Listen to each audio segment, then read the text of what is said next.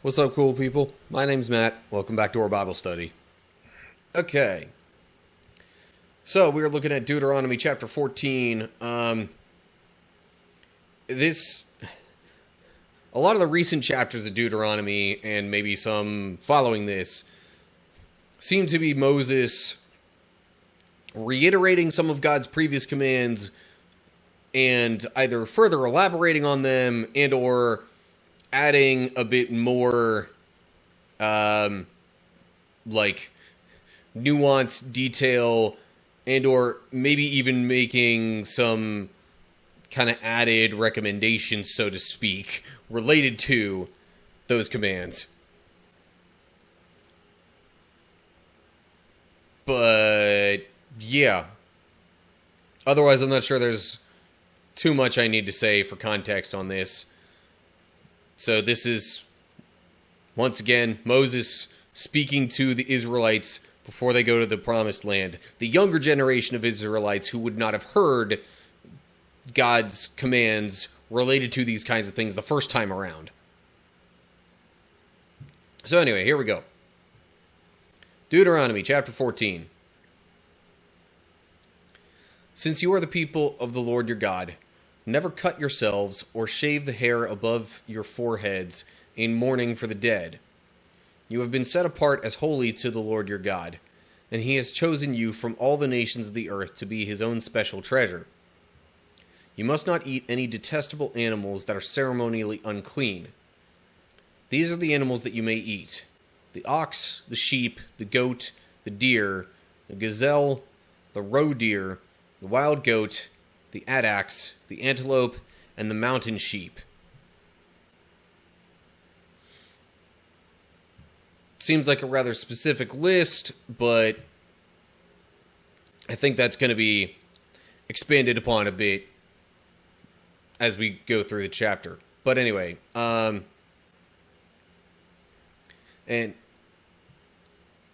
some of these rules, or this stuff, is likely stated in part because there were other people groups around them worshiping other gods who did these kinds of things. Now, of course, cutting yourself in mourning for anything isn't recommended, I would say. Risk of bleeding out, other medical complications and whatnot. Shaving the hair above your foreheads in mourning for the dead, that seems to be one of those, like, alright, there are other people around you who do this.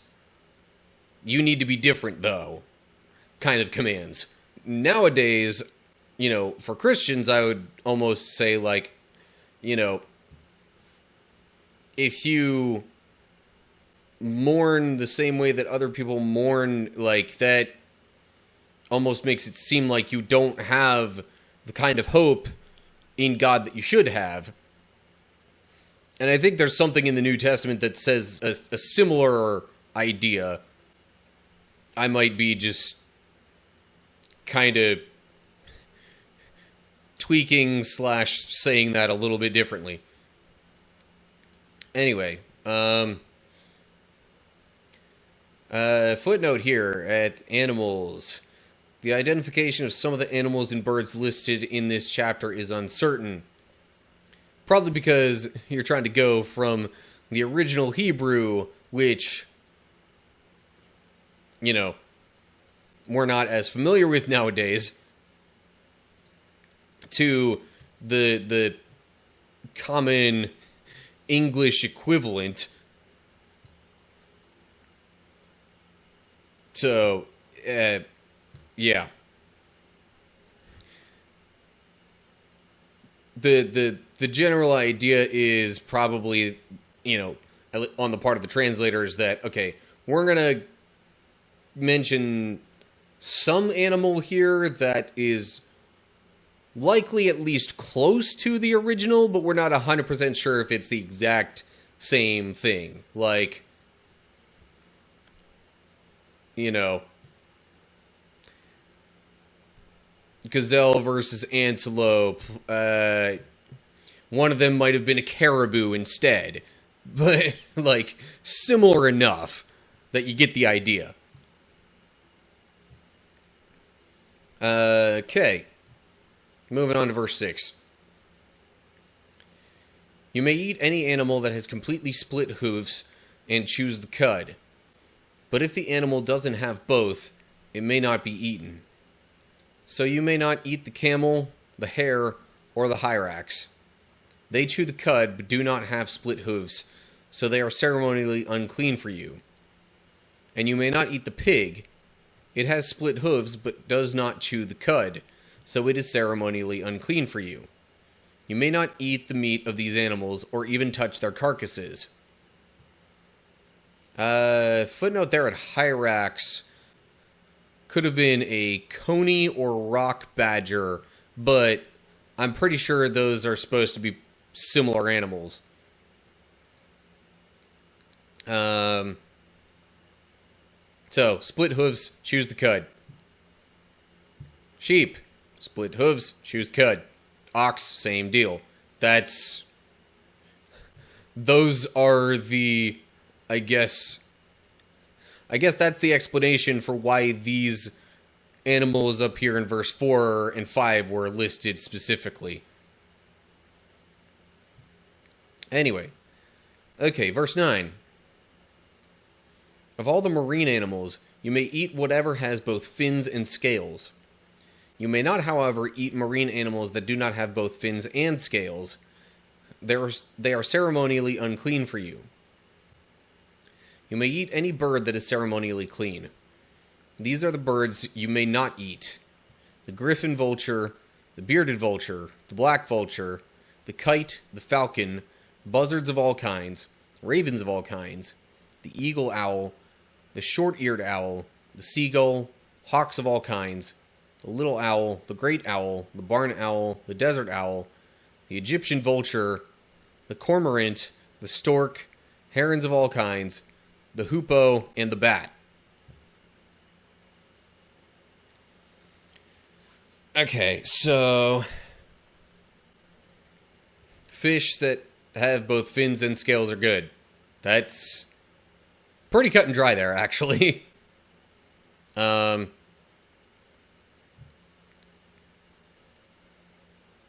far as the birds, like, it pretty much just seems to say, okay, here's what's not okay, and anything else is okay, is kind of implied.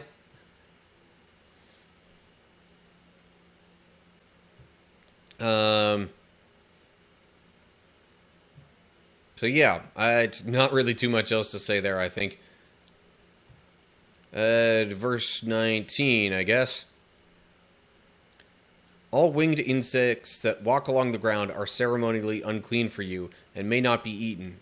But you may eat any winged bird or insect that is ceremonially clean. You must not eat anything that has died a natural death. You may give it to a foreigner living in your town, or you may sell it to a stranger, but do not eat it yourselves, for you are set apart as holy to the Lord your God.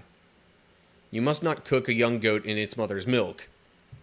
See, there's that thing that, like, this, I at least was told at one point, is, like, very, very specific to, like, hey, there are these other people that were around at this time who worship a specific other god. If I remember right, it was Molech. But, like, they did this. And not only is it weird, but because those people did that, God's like, nope, don't do that. Because you're not like these people. Must not eat anything that has died a natural death. Sounds a bit odd, but natural death could also have meant, like, disease. So that might be a reason for that stipulation. I don't know. But I guess if they, killed an animal specifically for the purpose of eating it, then that was fine. Also kind of implies that maybe an animal that was killed by another animal would have also been okay to eat, maybe. But whatever. So, winged insects that didn't walk on the ground were fine.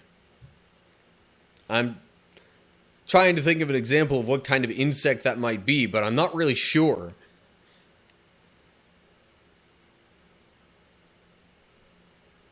I guess I wonder if that would almost be something more like, say, a moth or butterfly or... I don't know. I'm sure there are some examples. I'm just not able to think of an example at the moment. Anyway, moving on from the whole clean and unclean animals thing, which was stated previously, definitely in a prior book. And this is probably just being said here because, again, Moses is repeating these things to the younger generation because they wouldn't have heard it before. Anyway. Okay. Getting into tithes. Starting with verse 22. You must set aside a tithe of your crops, 1/10 of all the crops you harvest each year. Bring this tithe to the designated place of worship, the place the Lord your God chooses for his name to be honored, and eat it there in his presence. This applies to your tithes of grain, new wine, olive oil, and the firstborn males of your flocks and herds. Doing this will teach you always to fear the Lord your God. So, the whole tithe thing, again, was mentioned in a previous book, chapter, set of verses. And, the idea behind this was essentially that, everything you have ultimately comes from God. So,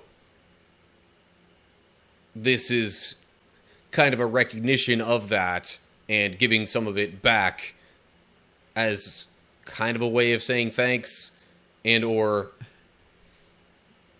because it's really God's to begin with.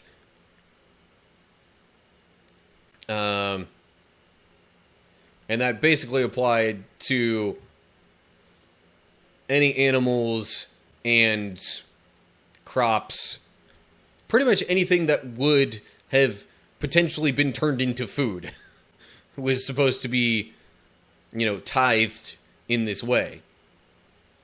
Now, this does not say a specific... Oh, wait, yeah, it does. 1/10. Never mind. It just was worded... Like, most of us just tend to think of 10% like that specific phrase. So seeing it as 1/10 was like, wait, hold up. But yeah. And that's where the current idea of,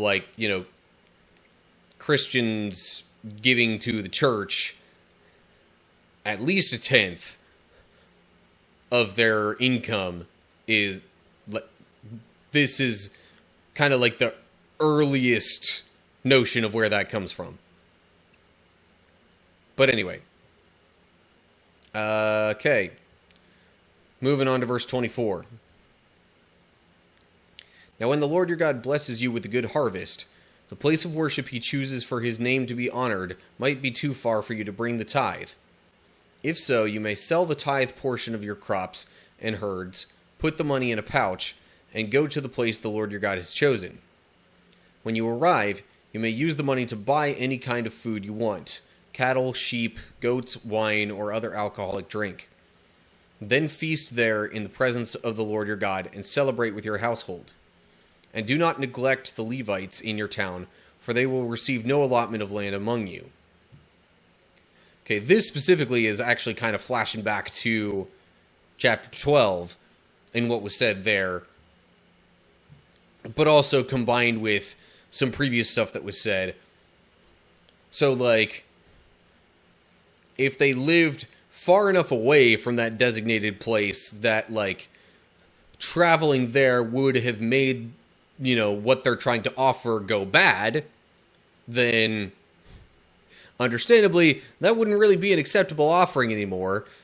Better to go sell what you plan on offering, take the money, and then honestly, this might be part of why the temple in Jesus' day wound up being such a major place of, like, commerce and selling of things, because it was like, well, these people were then trying to buy what they needed for these offerings because they couldn't have brought their own all that way.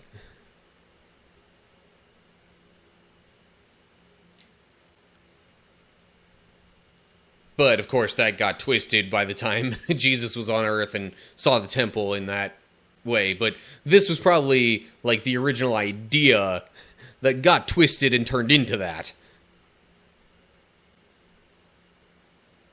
So, yeah. It's not like living far away from the designated place of worship necessarily excluded people from being able to, properly give their offerings and things like that. Or, more accurately, this was probably a provision made in order to make that not the case.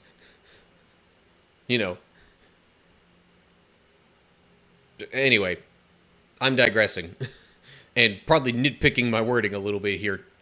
So, moving on to verse 28, and we'll wrap up the chapter. At the end of every third year, bring the entire tithe of that year's harvest and store it in the nearest town. Give it to the Levites, who will receive no allotment of land among you, as well as to the foreigners living among you, the orphans and the widows in your towns, so that they can eat and be satisfied. Then the Lord your God will bless you in all your work. So this almost seems to work in opposition to what was previously said, because this almost seems to assume that they can bring the animals and goods that are supposed to be used for their tithes and offerings. But maybe only needing to do it every 3 years instead of every year just made it less of a burden. Like, the things that they would have to do to prepare these and keep them decent during the trip. Or I don't know exactly what's going on here with these, and like why these are the way they are in these verses. But also, why does it have to specify bring the entire tithe? I mean, I don't know. I guess it's saying, okay, actually bring what you're supposed to be tithing instead of doing the whole, like, money exchange thing, maybe. Or I don't know. The wording of that is a bit confusing and almost leaves me with more questions than answers.